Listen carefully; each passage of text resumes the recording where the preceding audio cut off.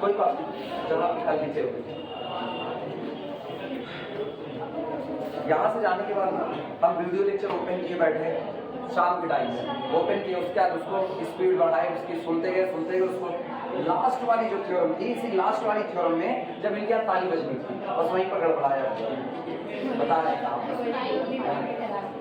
सुनो लाइन देखो, जहाँ पर हम लोगों ने लिखा हुआ है now each of the above k+1 सब इंटरवल बनाए थे ना, वहीं पर गड़बड़ाए थे। ठीक, और कुछ नहीं लिखने में कुछ नहीं गड़बड़ हुआ, समझाने में गड़बड़ हुआ है। वहां पर अपने लोग k+1 इंटू k+1 लास्ट में जो लिखे था ना, बस वही हिस्सा, वो k+1 क्यों आया हुआ था उसी को गलत तरीके से एक्सप्लेन किया गया था। वहां पर लिखा गया है, वापस लिख रहे हैं, now each of the above, बस मिला लेना, लिखना मत, each of the above k+1 सब intervals can be further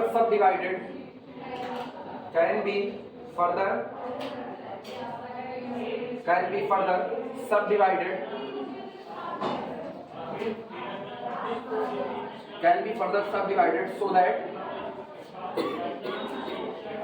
contribution of each of them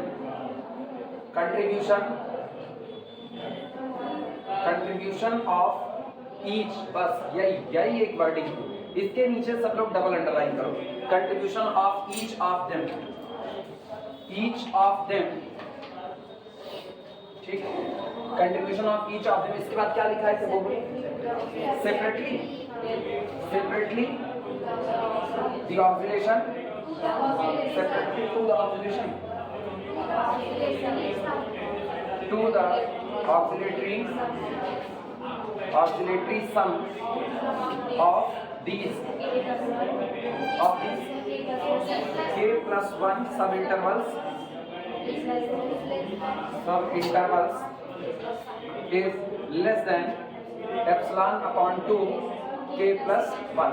हाँ बस यही चीज कल इसी के बाद ताली बजी हुई थी, इसी के बाद लिखा गया ना each of the above k+1 सब इंटरवल्स, जो आपने ये शुरुआत में आप k+1 सब इंटरवल्स बनाए हैं, इनका अगर कंट्रीब्यूशन देखा जाए किसको बनाने में, ऑक्सिलरी सम को बनाने में, तो चूंकि ये कॉन्टिन्यूअस हो चुका था, जो k+1 हमने सब इंटरवल बनाए थे वो कौन से बनाए थे, x पहला a से शुरुआत है, a से लेकर के x1 डैश, इसके बाद अगला कौन था x2 x1 डबल डैश से लेकर के x2 डैश, और लास्ट वाला क्या बनाए थे x के डबल डैश से लेकर के लास्ट b था।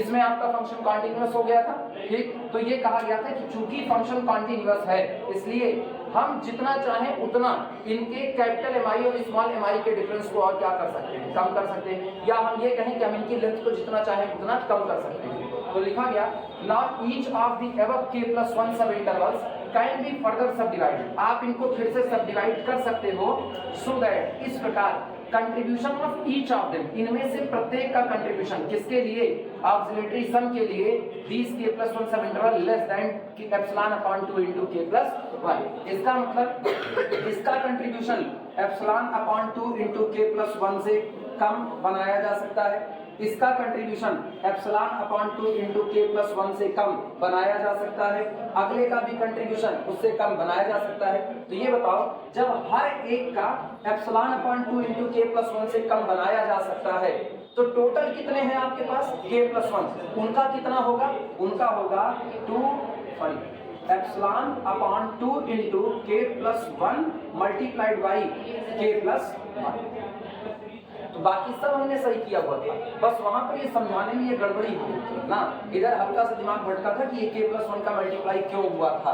अभी बातें समझ में आई। जैसे कहा जाता है ना कि जिनको नहीं पीला वो एक कलम का दाम 10 रुपया है तो 12 कलम का दाम कितना होगा, 12 × 10, यही तो होता है, उतने से मल्टीप्लाई कर दो। तो एक सब इंटरवल का कंट्रीब्यूशन आप लेस देन कितना बना रहे हो, एप्सिलॉन अपॉन 2 into k+1 से कम बना रहे हो। तो टोटल आपके पास कितने हैं k+1 है, उनका कितना, उनका क्या हाल होगा, दिस मल्टीप्लाइड बाई k+ कितना हो जाएगा 1, इसीलिए वहां पर k+1 से मल्टीप्लाई। क्लियर नहीं बात है, बाकी सब बाकी कुछ भी गड़बड़ी नहीं, इतने पे मेरा दिमाग भटका हुआ था। वो तो अच्छी बात थी ना, घर पहुंच करके इसको वापस रिपीट टेलीकास्ट पे सुन लिए लेक्चर, ना सुने होते ना फिर ऐसे ही छूट जाता ना भी कोई, मतलब लिखा पूरा गया था तो लोग खाली इसको रट्टा मार सकते। अभी ये बातें समझ में आई? आप यहाँ का टारगेट क्यों आज आएंगे? आएगी तो उसको बताना ना, 2 थ्योरम बता दिए हैं छोटी छोटी प्रोबेबिलिटी, उसको ही बताना और छोड़ दो पढ़ना। अब मेरे कहने से पहले खुद ही कहेगा तो उसको यकीन हो जाएगा, हम कहेंगे तो नहीं यकीन होगा, उसको पता है हम तेज नहीं पढ़ा सकते या तो चल लिखना। अच्छा वो ऑक्सिलेटरी सम वाली बात बता देते हैं ना, यूपीएफ माइनस एलपीएफ का ऑक्सिलेटरी सम पाएंगे, नोट लगाओ नोट। अभी वो दिक्कत खत्म हुई ना, k+1 से क्यों मल्टीप्लाई किया हुआ था, नोट में लिखना। यूपीएफ माइनस एलपीएफ,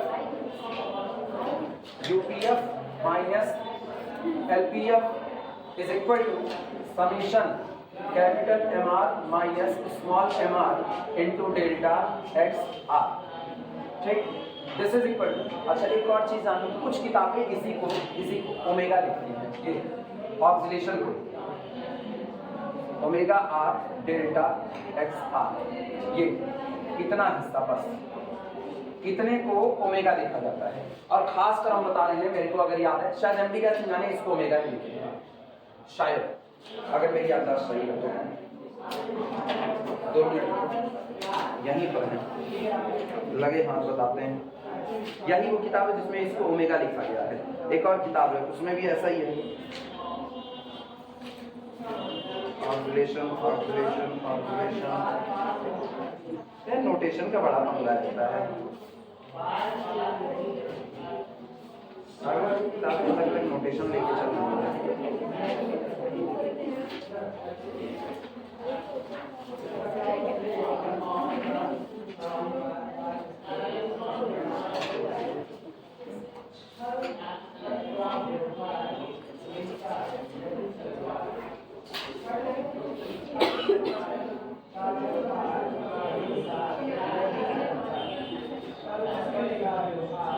इसको कुछ बोलने से जल्दी नहीं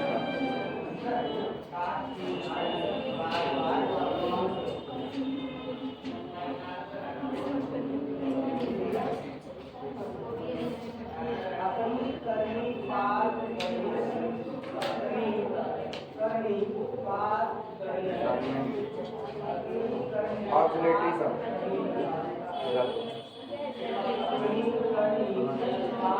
ऑक्सीलेटरी सम लिख के छोड़ दो, छुट्टियों याद है यही लिख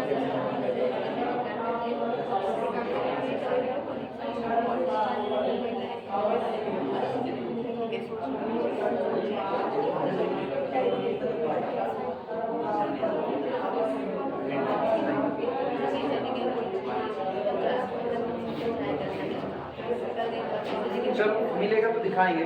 मेरे को ऐसा लग रहा है जैसे यही ओमेगा R लिखते हैं। फिर भी याद रखना, अगर किसी किताब में मिलता है ओमेगा R ना, तो वो किसको रिप्रेजेंट करेगा, ऑक्सीलेशन को।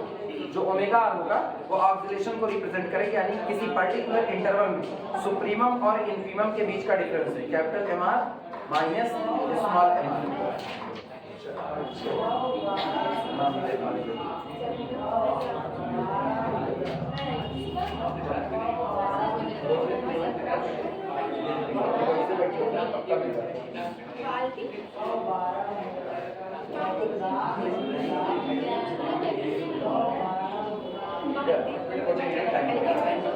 सुनो, इस कार्ड इसके नीचे लिखना, इस कार्ड कहा जाता है, इस कार्ड यानी डरवॉक्स के अपर सम और डरवॉक्स के लोअर सम के बीच जो अंतर होता है उसे कहा जाता है इस कार्ड द ऑक्सीलेटरी सम, इस कार्ड का ऑक्सीलेटरी सम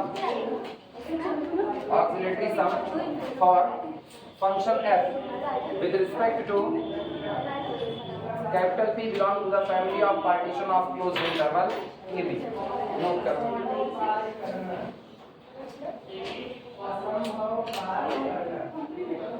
अब एक चीज ध्यान रखना, यहाँ पर हम लोगों ने क्या कहा, यहाँ पर इस थ्योरम में हम लोगों ने कहा कि अगर आपका function finite number of discontinuity रखता है अपने डोमेन में, तो ऐसे केस में वो क्वेश्चन रीमान इंटीग्रेबल होगा, ठीक। लेकिन ये केवल और केवल एक हिस्सा है, इससे कोई भी ये ना डिसाइड कर ले कि आपका function infinite number of discontinuity रखेगा तो वो इंटीग्रेबल नहीं होगा, वो भी हो सकता है, नोट लगाना इसी बात पे। पता है क्या होगा, सुनो आगे एक स्टेटमेंट आएगा, उस स्टेटमेंट को अभी बता देंगे, ठीक। स्टेटमेंट सुनो, अगर आपका फंक्शन f ऑफ x कितने पॉइंट ऑफ डिसकंटिन्यूटी थे, इनफाइनाइट पॉइंट ऑफ डिसकंटिन्यूटी थे, और अगर इसका लिमिट पॉइंट निकल करके आया, इनफाइनाइट पॉइंट ऑफ डिसकंटिन्यूटी रखा और इसका लिमिट पॉइंट निकल करके आया, तो ऑब्वियस सी बात है आपका फंक्शन क्या होगा, रीमान इंटीग्रेबल हो जाएगा। यानी जो इनफाइनाइट, हम लोग लिमिट पॉइंट कब निकालते हैं, क्या फाइनाइट सेट का लिमिट पॉइंट होता है, फाइनाइट सेट का कोई भी लिमिट पॉइंट नहीं होता, क्योंकि लिमिट पॉइंट की डेफिनेशन है कोई दिया गया पॉइंट स्मॉल x किसी दिए गए सेट कैपिटल A के लिए लिमिट पॉइंट का काम करेगा अगर neighbourhood of x contain infinitely many point of capital A। वो कैपिटल A के कुल कितने पॉइंट कंटेन करेंगे, इनफाइनाइटली मैनी पॉइंट कंटेन करेंगे, तब x is the limit point of capital A होगा। क्लियर है। तो इसी तरह से, और अगर हम फाइनाइट सेट की बात करें, फाइनाइट सेट x1 x2 और कितना x3, कोई भी पॉइंट अगर इसका लिमिट पॉइंट बनना चाहेगा तो उस पॉइंट के नेबरहुड को कम से कम किसी एक नेबरहुड को इसके कुल कितने पॉइंट कंटेन करने पड़ेंगे, इनफाइनाइट, इसके बेचारे के पास है ही कितने, 3, तो इनफाइनाइट होने का तो सवाल ही नहीं। इसीलिए क्या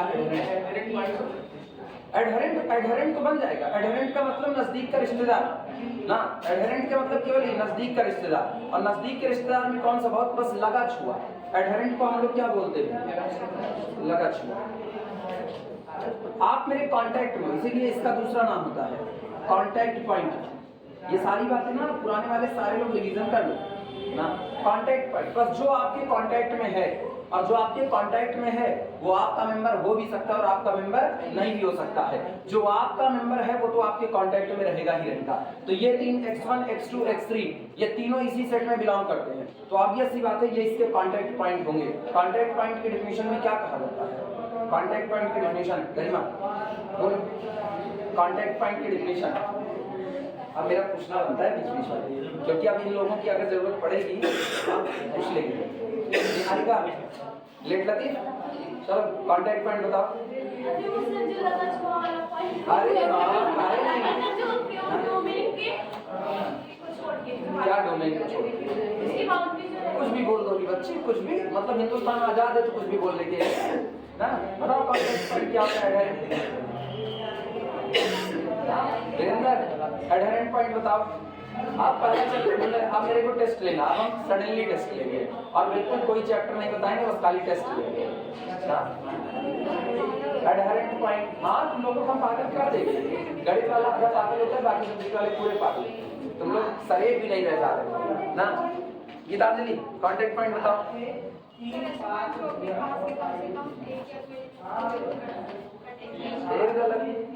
फिर गलत, कांटेक्ट पॉइंट नहीं, कांटेक्ट पॉइंट तुम्हारा करेक्ट क्या होगा सर, अभी भी पढ़ा लिया, बताओ कांटेक्ट पॉइंट।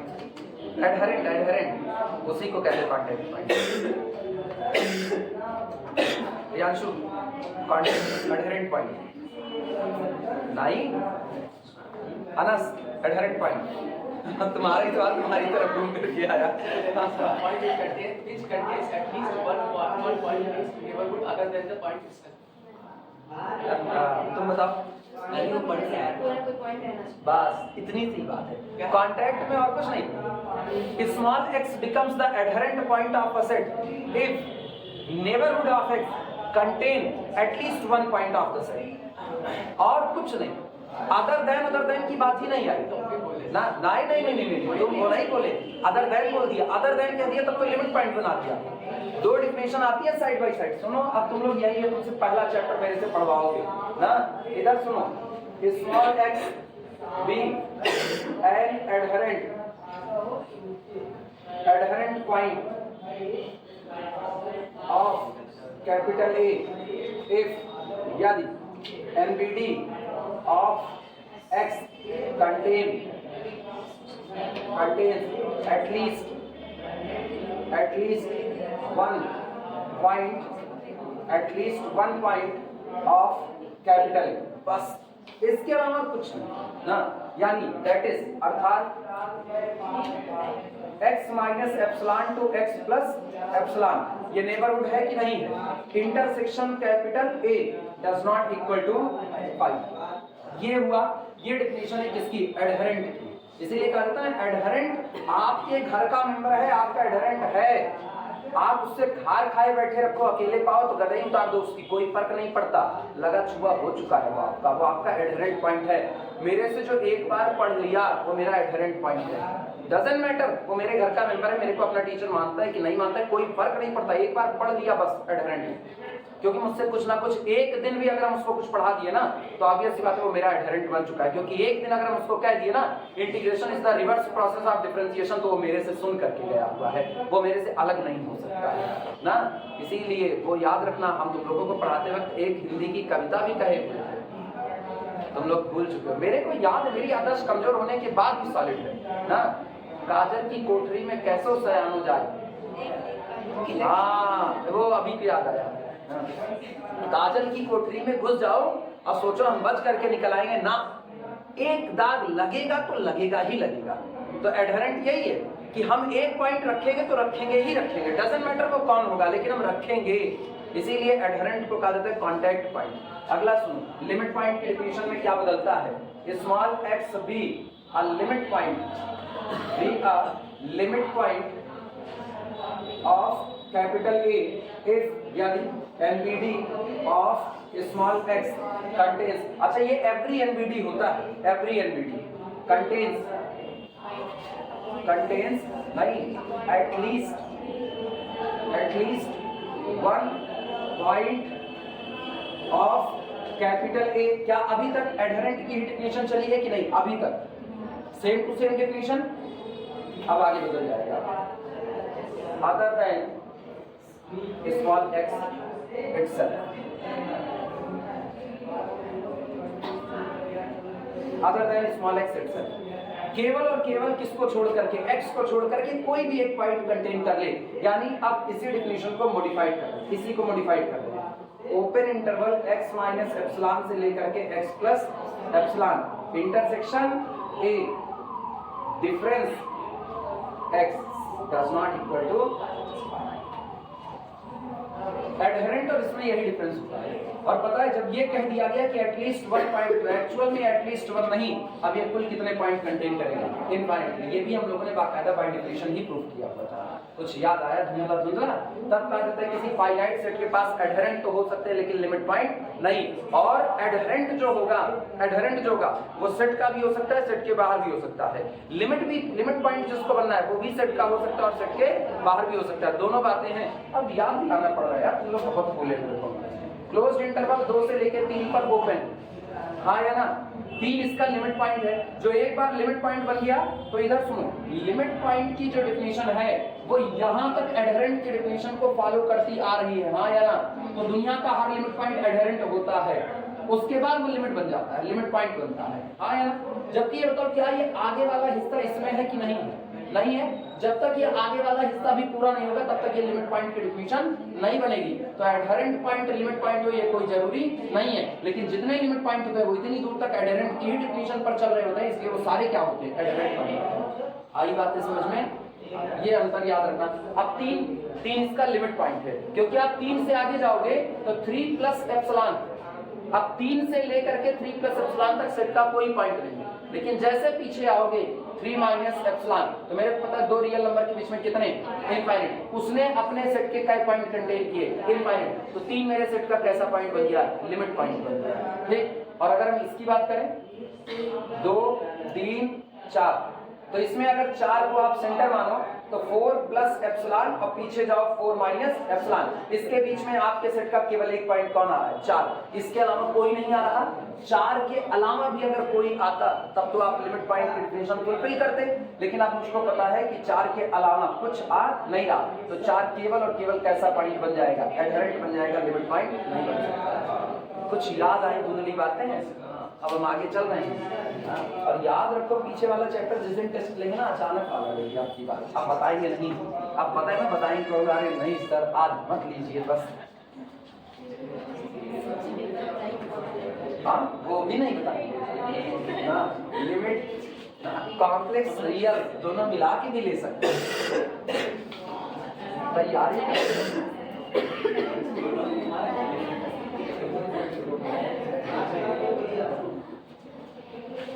अच्छा लिखना, नोट लगाना,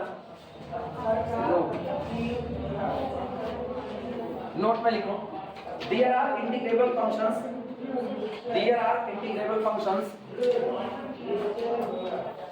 there are integrable, there are integrable functions. तुम लोग मेरे लिमिट पॉइंट हो, हम तुम लोगों से पीछा नहीं छुड़ा सकते, तुम हमसे नहीं छुड़ा सकते हो, तुम लोग मेरे लिमिट पॉइंट हो, ठीक है। और जो मेरे से फर्स्ट ईयर पढ़ करके निकल गया वो मेरा एडहेरेंट पॉइंट है, वो इनकार नहीं कर सकता इस बात से। अब तुम लोगों की थर्ड ईयर की डिग्री तुम्हारे हाथ में आ जाएगी, उसके बाद ताउम्र ता जिंदगी हम तुम्हारे टीचर बने रहेंगे, तुम हमसे पीछा नहीं छुड़ा सकते। हम जब तुम्हारे आगे आएंगे ना, तुम भले हमसे खार खाए पड़े हो, तुम एक बार झेपोगे जरूर, निश्चित तौर पर, क्योंकि तुम मेरा कई पॉइंट कंटेन किए हो, इनफाइनाइट मैनी पॉइंट कंटेन किए हो, ना जाने कितने शब्द अब तक हम बोल चुके हैं। कोई भी नेबरहुड गणित में तुम पढ़ाने जाओगे, गणित में ना पूरी जिंदगी बता रहे, तुम पढ़ाने जाओगे कभी ना कभी तुम में से हर कोई ना कोई ऐसा एग्जाम्पल उठाएगा जो हम तुमको सिखाए होंगे, निश्चित तौर पे। तुम चाहे कर भी मेरे एग्जाम्पल से पीछा नहीं छुड़ा सकते, कर देना तो बताएंगे।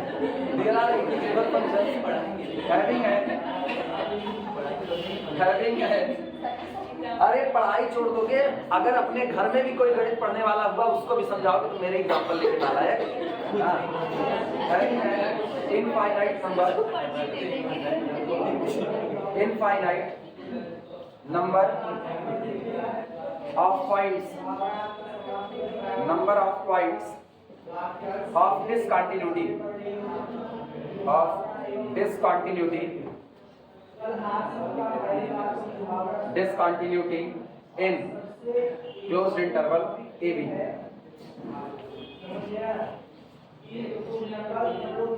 तुम लोगों को जो दो लोग पढ़ा रही हैं, शिवांगी और अंकिता, शिवांगी उनके लिए हम लिमिट पॉइंट और अंकिता एडहेरेंट। अब मैं कल सुनो, ये बाद में देखा जाएगा, इसका एग्जांपल भी बाद में उठाएंगे, अभी केवल इतनी बात हो रही है। There are integrable functions having an infinite number of points of discontinuity in domain. आपके डोमेन में अगर फंक्शन कितने पॉइंट पर डिसकंटिन्यूअस हो गया, इनफाइनाइटली मैनी पॉइंट पर, उसके बावजूद भी आपका फंक्शन रीमान इंटीग्रेबल हो सकता है। यहाँ पॉसिबिलिटी हो सकता है, ऐसा भी एक इंटीग्रेबल ना हो, दोनों बातें हो सकती है। लेकिन अगर आपका फंक्शन अपने डोमेन में केवल फाइनाइट पॉइंट पर डिसकंटिन्यूअस हुआ, नो डाउट आपका फंक्शन इंटीग्रेबल होगा ही होगा। तो केवल वो कंडीशन ना सफिशिएंट है, नेसेसरी नहीं है। फाइनाइट नंबर ऑफ डिसकंटिन्यूअस होने पर, फाइनाइट नंबर ऑफ डिसकंटिन्यूटी रखने पर रीमान इंटीग्रेबल होना सफिशिएंट पार्ट है, नेसेसरी नहीं है, ठीक। क्योंकि अगर वो नेसेसरी होता ना तो ये वाला रीमान इंटीग्रेबल ना हो पाता। क्लियर हुआ कि नहीं? तो अंतर याद रखना, जब कोई थ्योरम का स्टेटमेंट लिखा जाता है ना तो सफिशिएंट पार्ट बन रहा होता है, अगर अकेला एक तरफा बात लिखी गई है तो। न्यूमेरिकल में सबसे पहला फंक्शन उठाते हैं greatest integer function.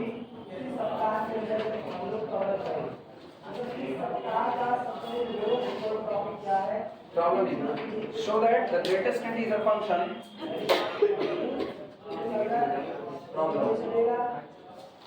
show that the greatest integer function, the greatest integer function, the greatest integer function f of x is equal to, ये डिब्बा बना लेना, box x, greatest integer function, ठीक, is इंटीग्रेबल अच्छा वो पढ़े सीलिंग फंक्शन, फ्लोर फंक्शन। हाँ ये कौन है, सीलिंग या फ्लोर? ये सीलिंग या फ्लोर? अरे सीलिंग का मतलब छत, फ्लोर का मतलब फर्श। आप बताओ ये सीलिंग या फ्लोर है? ये छत है, ये फ्लोर है, लेफ्ट में आना है। ये खड़े हुए यहाँ पर सुनो, अगर तुमसे हम कहें ग्रेटेस्ट इंटीजर 2.3, इसकी वैल्यू क्या होगी? बढ़ेगा तो फ्लोर छत की तरफ जा रहा है और घटेगा तो सीलिंग, सॉरी घटेगा तो फ्लोर, बढ़ेगा तो सीलिंग। ये अपनी वैल्यू क्या देगा? 2। हमेशा याद रखना, ग्रेटेस्ट इंटीजर फंक्शन, जो लोग नहीं जानते वो लोग जान लें। ग्रेटेस्ट इंटीजर फंक्शन जो आपका होता है वो अपने अंदर में बंद जो वैल्यू होती है, अगर वो इंटीजर है तो इंटीजर ही आउटपुट देगा। उसका नाम ही क्या है? Greatest integer function. ऐसा फंक्शन जो आपको लार्जेस्ट इंटीजर दे रहा होगा, ऐसा फंक्शन जो आपको क्या देगा? लार्जेस्ट इंटीजर देगा। अब डिब्बे के अंदर में अगर इंटीजर है, समझ लो, अगर डिब्बे के अंदर में इंटीजर है, यही इंटीजर है, आंसर भी क्या होगा?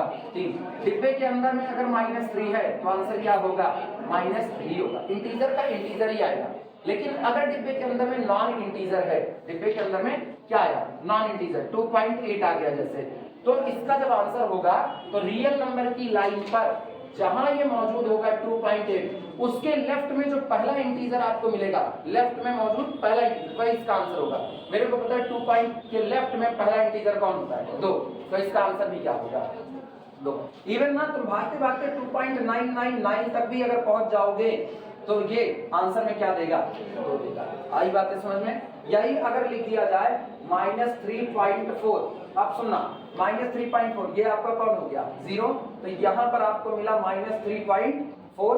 अब इसके लेफ्ट का पहला इंटीजर क्या होगा? लेफ्ट का -4, क्योंकि -3 राइट में होगा, -3 इंक्रीज किया और -3.4 -3 से छोटा है। क्या हुआ ना? गड़बड़ हुए? -3.4 इज लेस देन -3, सही या गलत? भैया इसके ऊपर 40 पैसे का कर्जा और लग गया, इसके ऊपर वो नहीं है, तो जिसके ऊपर कर्जा ज्यादा है वो गरीब आदमी, जिसके ऊपर कर्जा कम है वो अमीर आदमी। आई बात समझ में? तो -3.4 के लेफ्ट का पहला इंटीजर कौन? -4, तो जवाब होगा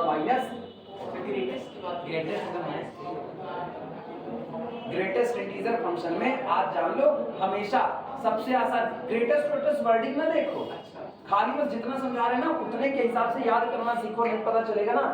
या तो प्रॉपर वे में हम तुमको फंक्शन पढ़ाएं, वरना हम तुमको एक शॉर्ट ट्रिक सिखा रहे हैं। हमेशा नंबर लाइन पर अपने से लेफ्ट में मौजूद इंटीजर को लेगा, पहले इंटीजर को, लेफ्ट में मौजूद पहले इंटीजर को।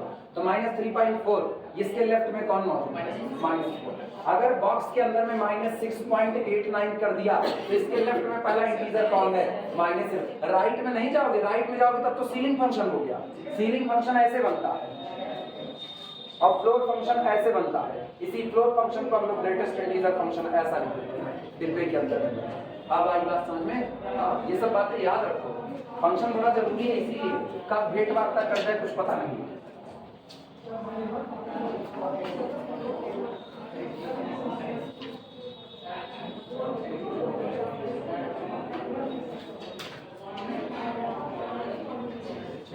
लिखना, show that the greatest integer function f of x is equal to this is integrable on closed interval 0 to 4 and integration from 0 से 4 box x dx is equal to 6।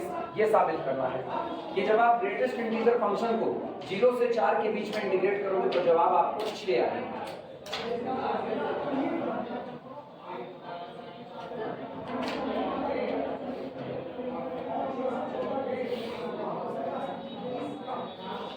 हो जाए तो बताना। सॉल्यूशन में सुनिए, सबसे पहले अगर आपको किसी फंक्शन को इंटीग्रेट करना है तो पहले तो आपको उस फंक्शन को प्रॉपर वे में पूरा लिखना पड़ेगा। चलो फंक्शन लिखते हैं, f of x is equal to box x। अब मेरे साथ पढ़िए, दिस इज इक्वल टू, अब इंटरवल आपका कौन सा है? इंटरवल है 0 से लेकर के कहां तक? 4 तक। तो ये रहा 1, ये रहा 2 और ये रहा 3। दिमाग दौड़ाना, अगर आप 0 से 1 तक के बीच की एंट्री लेते हो, 0 से 1 के बीच की, तो क्या करना? Greater than or equal to 0 but confirmly less than 1। 0 point something type का होगा और 0 पॉइंट समथिंग टाइप का होगा तो मतलब यहाँ का मेंबर है, यहाँ का और यहाँ का मेंबर है, तो अपने लेफ्ट साइड का पहला इंटीजर क्या लेगा? 0। If x lie between 0 two, आई बात समझ में? अब सुनो, अगर x आप लेते हो ग्रेटर देन और equal to 1 but less than कितना 2, लेस देन 2, यानी 1 और 2 के बीच में, तो गौर करना 1 आप ले सकते हो और 1 और 2 के बीच में जिसमें आप 2 नहीं ले रहे हो, यानी आप कहाँ मौजूद हो? यहाँ पर मौजूद हो, और यहाँ मौजूद हर वैल्यू जब बॉक्स के अंदर में पड़ेगी तो लेफ्ट साइड में अपना पहला इंटीजर क्या लिखोगे? 1। तो जवाब क्या होगा? 1 होगा। कब? जब इफ x ग्रेटर देन और इक्वल टू 1 लेस देन 2। अगला सुना, आप पता है अब इफ x ग्रेटर देन और equal to 2 but less than 3, तो लेफ्ट साइड का इंटीजर 2, और इफ यदि x ग्रेटर देन और equal to 3 but less than 4, तो इंटीजर क्या लेगी? सहमत हो कि नहीं सहमत हो? और जिस दिन x बराबर 4 होगा उस दिन आंसर 4 ही दे देगा। क्लियर हुआ कि नहीं? नोट करो, 4 पर 4 ही देगा, उसका बात नहीं।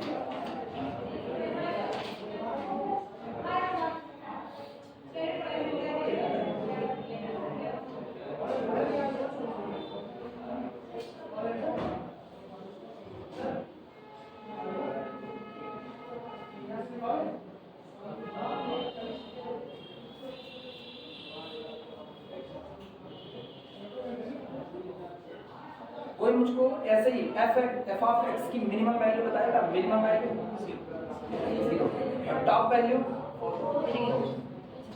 मतलब यहाँ 3 दिख रहा है, एक्चुअल में 4 है टॉप वैल्यू, तो इसका मतलब मिनिमम और मैक्सिमा के बीच में बन गया कि नहीं बन गया? तो यहाँ f ऑफ x आपका कैसा हुआ? बाउंडेड हुआ। f ऑफ x बाउंडेड हुआ।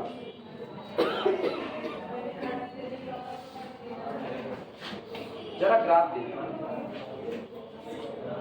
सबसे पहले ये आपके पास कौन मौजूद है? 0, ये आपका 1, ये 2, ये 3 और ये 4। ठीक, इनपुट लिया 0 से 1 के बीच का, इनपुट लिया 0 से 1 के बीच का, तो 0 से 1 के बीच पे आपको फंक्शन है y is equal to box x, तो इनपुट 0 से 1 के बीच में आउटपुट क्या मिला? 0। ये यही आपका आउटपुट। सहमत हो कि नहीं सहमत हो? ग्राफ सोचो, ग्राफ क्या है? अब इनपुट ले रहे हैं 1 से 2 के बीच का, 1 से 2 के बीच पे y कितना मिलेगा? हर बार यहाँ होगे तब भी 1, यहाँ होगे तब भी 1, यहाँ हर एक जगह पर कितना? 1। तो इसका मतलब y की वैल्यू ये टॉप है यहाँ,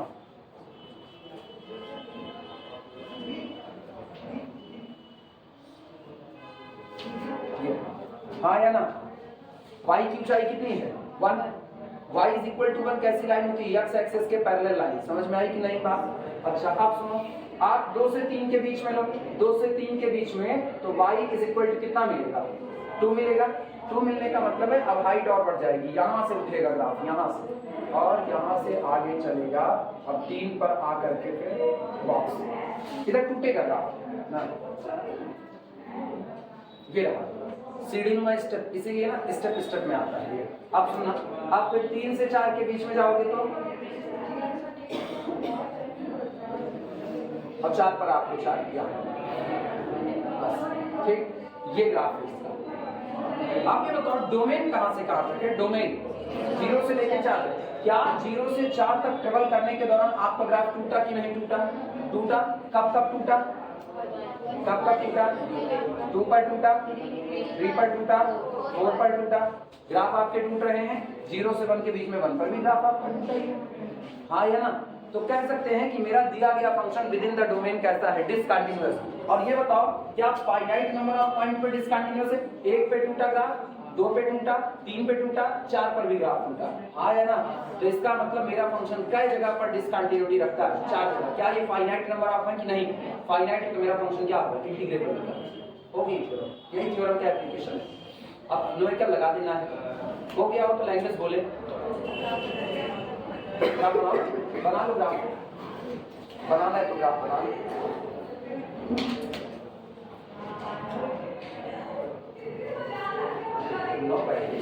टाइम सुबह टाइम मन नहीं करता है सुबह पूरा टाइम।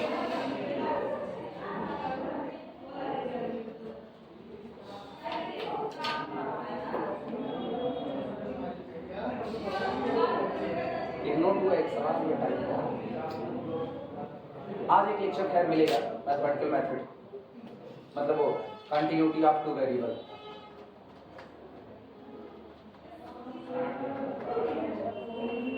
एक घंटे 20 मिनट टोटल लेक्चर टाइम। जितनी बड़ी क्लास उतना बड़ा लेक्चर। चलें, अब कुछ मिटाया जाएगा। सब लोगों का बन गया?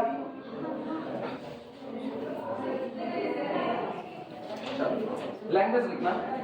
This implies that f is bounded and has only 4 points of discontinuity. This implies that f is bounded and discontinuous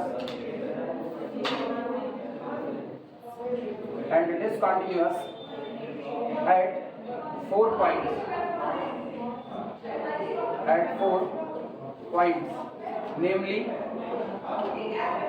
Namely at 1, 2, 3 and 4। हमारा function f of x discontinuous है और केवल 4 पॉइंट ऑफ डिसकंटिन्यूटी रखता है। सो f is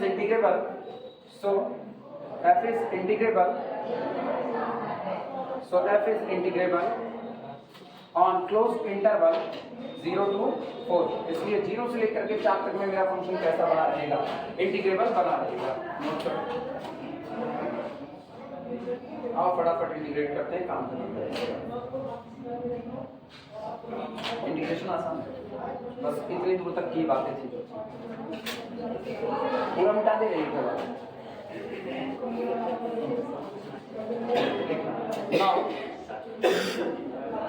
ध्यान देना कैसे integrate कर रहे हैं। Now integration from 0 to 4 greatest integer function x dx ठीक इज इक्वल टू, पता है 0 से 4 तक है ना, और मेरे को पता है 0 से 4 में अलग अलग वैल्यू है। ब्रेक कर दो इसको।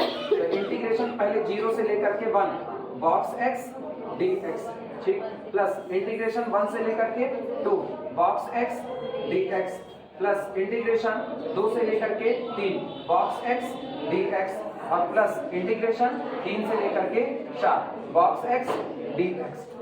हाँ या ना? अभी मेरे को ये बताओ, जब आप इंटीग्रेट कर रहे हो 0 से 1 के बीच में तो वैल्यू क्या है? 0 है। तो 0 to 1 0 dx। हाँ या ना? प्लस इंटीग्रेशन 1 से लेकर 2 के बीच में 1 तो 1 into dx प्लस इंटीग्रेशन 2 से लेकर के 3 वैल्यू 2 dx और प्लस इंटीग्रेशन 3 से लेकर के 4 वैल्यू कितनी? 3 dx। लिखा जा सकता है कि नहीं? मेरे ख्याल से इंटीग्रेशन आया this is equal to 0 plus इसके बाद x और लोअर लिमिट 0 से 1 से लेकर के कितना? 2 तक ठीक, ऐसे लिखें x लिमिट 1 से 2 प्लस अगला कितना है? 2x लिमिट 2 से लेकर के 3 तक प्लस 3 into x लिमिट कहां से? 3 से लेकर के 4 तक। दिस इज इक्वल टू, ये बताओ ये कितना? 0 प्लस ये बताओगे 2 minus 1 आया ना, upper limit 2 lower limit 1 plus 2 into upper limit 3 minus 1 plus 3 into 4 minus कहां पर? 3 minus 2, अच्छा सॉरी 4 minus 3 लिखा जा सकता है। इंटीग्रेट करना है दिस इज इक्वल टू, बोलो कितना? 0 प्लस 1 प्लस 3 में से 1 2 गए 1 और यहाँ 2 और प्लस 4 में से 3 गए 1 3 that is equal to answer. Integrate हो गया। अब कल को अगर ये डोमेन 0 से 8 तक दे दिया तो 0 से 8 तक हो जाएगा। इसी तरीके से वो भी है।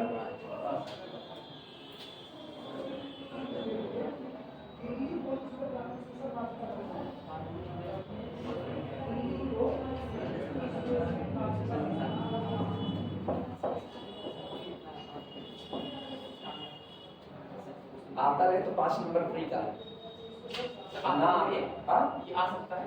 अरे भैया हम लोगों के पेपर में पूछा गया था ना, हम लोगों में रीमान बहुत पूछा गया था। जब हम लोगों का पेपर था तो मेन पेपर बैक पेपर में रीमान के बड़े क्वेश्चन थे। अब उसके बाद जब हम पढ़ाना शुरू किए तो भी रीमान पूछा गया और ये सवाल पूछा गया था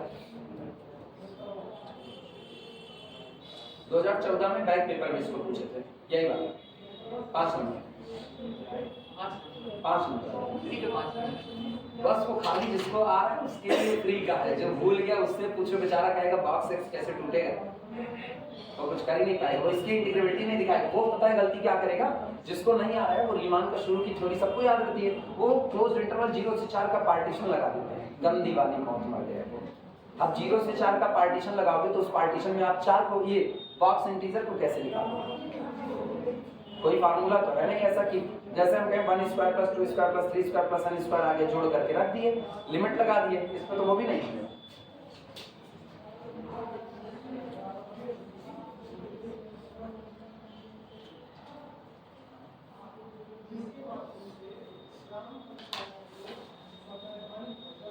हो जाए तो चलो शुरुआत करें। अगला लेक्चर है सबका हो गया? हाँ लिखो लिखो लिखो लिखो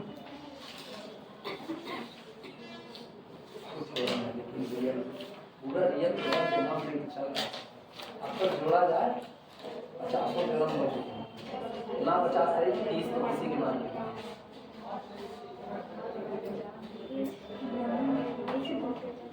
काजल रोहिणी पूरी एक कॉपी भर गई रियल के नाम ना बच्चे। हाँ नहीं क्या एक कॉपी भर गई दूसरी चल रही है।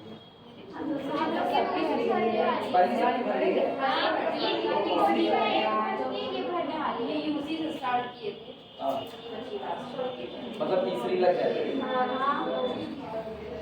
नहीं मीट्रिक के बेस पे बचा हुआ खाली नहीं अभी वो है यूनिफॉर्म कंटिन्यूटी भी है क्या कर सकते हैं।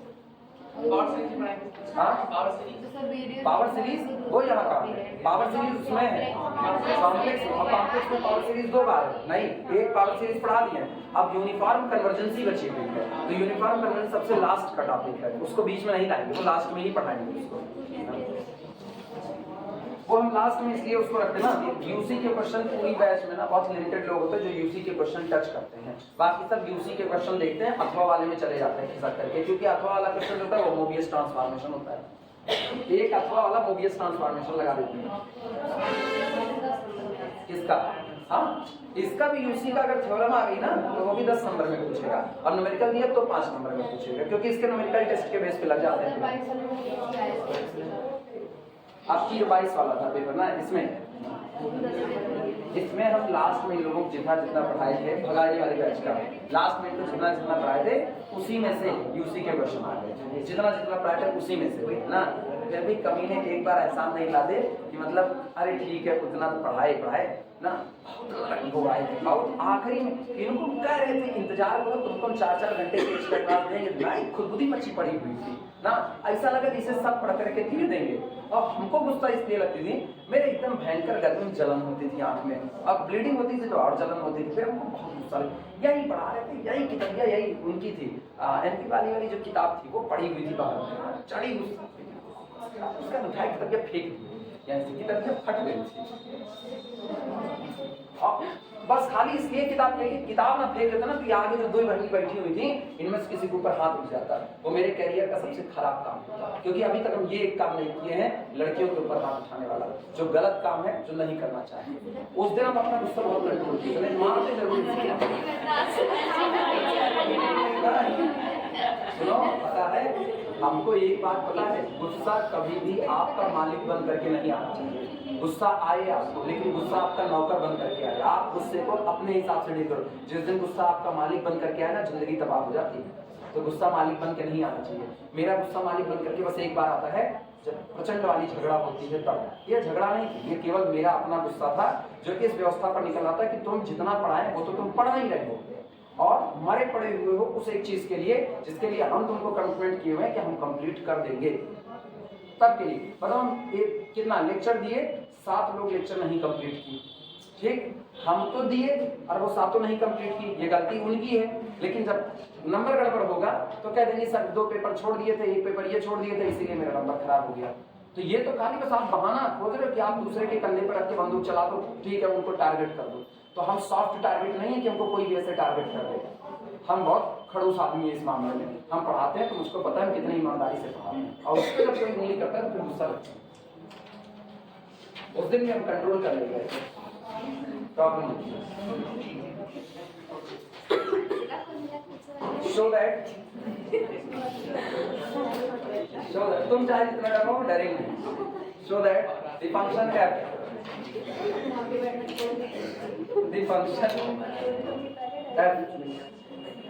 पता है तुम लोगों को तो वैसे भी नहीं भगा सकते ना तुम लोगों को फर्स्ट ईयर से अपने हिसाब से ढाल लाए हैं उनको ढाल नहीं पाए हैं, उनको बीच में पकड़े हुए थे ना, तुमको फर्स्ट ईयर से ढाले, तुमको पता है जो कह रहे हैं वो कैसे पूरा करेंगे, तो इसलिए उनको नहीं, उनको नौटंकी सूझी हुई है। So that the function f defined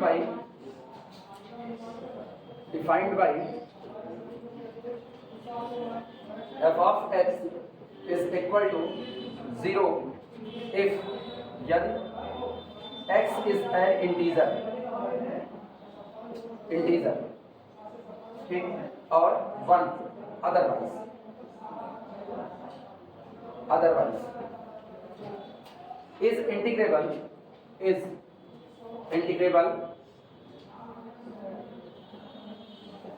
integrable on closed interval 0 to m, जहां पर m being a positive integer।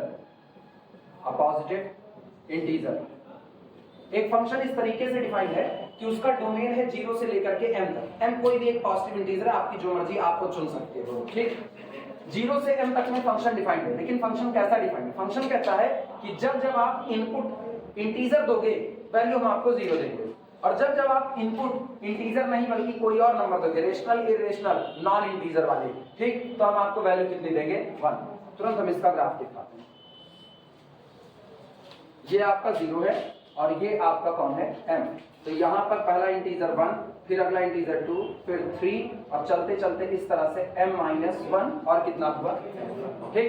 Function हुआ y इज इक्वल टू 0 जब आपका x belong to the z, clear हुआ, और 1 जब x does not belong to the z। यही आपका फंक्शन है। अब 0 डोमेन आपका पता है, डोमेन 0 से लेकर के m तक है, तो गौर करना 0 से m तक में एक तो 0 इंटीजर या नॉन इंटीजर, तो आपको y बराबर क्या मिलेगा? 0 मिलेगा, आया ना। अच्छा फिर सुनना, 1 इंटीजर या नॉन इंटीजर, तो y बराबर क्या मिलेगा? 0। y बराबर 0 मतलब x एक्सिस पर ही रहोगे, उठोगे नहीं, ठीक। 2 पर भी आपको क्या मिलेगा? 0 मिलेगा। 3 पर भी 0 मिलेगा, m-1 पर 0 मिलेगा, और इस पर 0 मिलेगा। लेकिन इनके बीच में जो ये वैल्यू है, इन पर आपको कितना मिलेगा? 1 मिलेगा। इन पर कितना? 1। y is equal to 1। अच्छा y इज इक्वल टू 1 देखना, 0 से 1 के बीच में y इज इक्वल टू 1, ये रहा y इज इक्वल टू 1, ठीक। अगला सुनना, 1 से 2 के बीच में भी y इज इक्वल टू 1, तो यहाँ ऐसे व्हाइट बॉल। हम एक काम ऐसा करते हैं, इसको पहले y is equal to 1 line खींचते हैं, ठीक। ये y is equal to line, अब बीच में ऐसे जहां पर इंटीजर है उसके ठीक ऊपर व्हाइट बॉल बैठा है, मतलब ग्राफ यहाँ पर ब्रेक हुआ है, तो यहाँ भी ग्राफ ऐसे ब्रेक होगा, इधर भी ब्रेक होगा, यहाँ ग्राफ ब्रेक होगा, यहाँ पर ब्रेकिंग गिरा देने का इरादा क्या हुआ? ये आपका ग्राफ बन गया, ठीक। व्हाइट बॉल का मतलब वहां पर ग्राफ टूटा हुआ है, बल्कि वो वैल्यू कहाँ मौजूद है? नीचे मौजूद है। अब जरा गिनो क्या पॉइंट पर डिसकंटिन्यूटी आ रही है? टोटल m पॉइंट पर डिसकंटिन्यूटी आ रही है।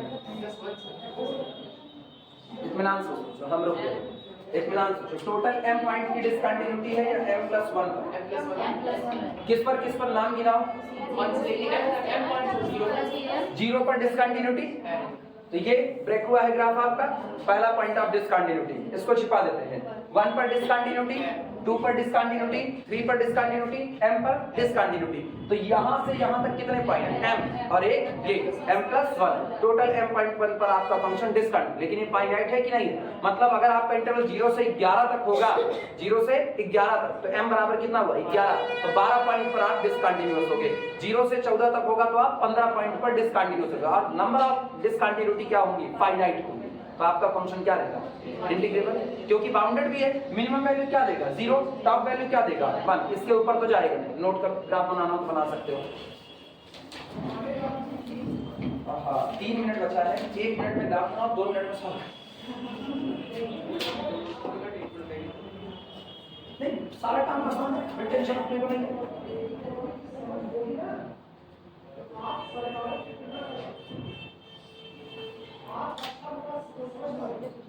एफ ऑफ एक्स लिखना, बाई गड़बड़ लिख रहे हैं, एफ ऑफ एक्स लिख देना, मतलब ठीक है, वो भी लिख सकते हैं, दुनिया हमको जीवा थोड़ी कर देगी। एफ ऑफ एक्स, जीवा का मतलब पता है? जीवा का मतलब बताओ, जीवा कर देना। हाँ बताओ। हाँ हाँ क्या कर देना लेकिन किसी मकसद से। हाँ किसी मकसद के लिए, तो मकसद हम लोगों का यही है, इसको भी करना। तो मैथ में ऐसा कुछ है जिससे आपको मैथ पे अगर कोई ऑर्डर कर देगा? ना मेरे को किसी का नहीं, जितने मैथ वाले हैं जिंदा रहे। नहीं अगर ऐसी ऐसी कोई चीज है जिसको आप किसी अच्छे मैथमेटिक्स में कह दीजिए आपको मारने का मादा हो जाएगा, वो कैसे? हाँ है, यूनिफॉर्म कन्वर्जेंसी में बहुत कुछ ऐसा है जिसको हम अगर किसी ढंग के मैथमेटिशियन के आगे बोल देना तो छुरा लेकर के ना मेरी पकड़ियाँ छीन देगा तो बच्चे से। हाँ बहुत कुछ ऐसा है, क्योंकि मेरे को पता है ना मेरा यूनिफॉर्म कन्वर्जेंसी का नॉलेज बहुत ज़्यादा नहीं है और किसी तगड़े मैथमेटिशियन का बहुत ज़्यादा होगा। वैसे ना जाने कितनी चीज़ें जिसमें वो कहेगा तुम ये कैसे कह सकते हो, तुम ये कैसे कह सकते हो, तो वहाँ ऐसा है। और ऐसा हर सब्जेक्ट में हो जाएगा, मतलब मैथ में जितना पढ़ाते हैं सब रीमान में भी, इस न्यूमेरिकल पर भी वो मेरे को जीवन कर सकता है, इस पर भी हाँ कह सकता है। ऐसा मैथ कैसे बना सकते हैं, ये विजुअलाइजेशन थोड़ी है ना, विजुअलाइजेशन अलग तरीके से दिखाओ, ये गड़बड़ तरीका है, ऐसे रस्सियों में गांठ बांध दिए क्योंकि मैथ वाले आधे पागल होते हैं यार। चलो बोले, ये लिख लिए ना ऐसा। वैसे ना ये जेड जो आपका है ना, ये जेड नहीं होना चाहिए था, ये डोमेन क्या है, डोमेन आपका 0 से m तक है, ठीक। तो नहीं इंटीजर है लेकिन 0 से m तक ही है ना, ये थोड़ा सा हम कहे ना वो हमको यही जीवा करेगा, तुम ये कैसे 0 से लेकर के m तक, ये थोड़ा सा मतलब तो सुधार ले रहे हैं ना, काहे मरना है, मरना नहीं है। x = 0 1 2 so on, ठीक। और इसको कर दे रहे हैं x belong to closed interval 0 से m और डिफरेंस 0 1 2 m। सच है, अब नहीं मार सकता। अब मैंने बहुत सही किया, इंटरवल में हर उस x के लिए 1 आएगा जो इंटीजर नहीं होंगे, मैंने इंटीजर को बाहर निकाल दिया, बस अब सही है। अब हम जिंदा रहेंगे। कभी कभी लगता है अपनी भगवान है।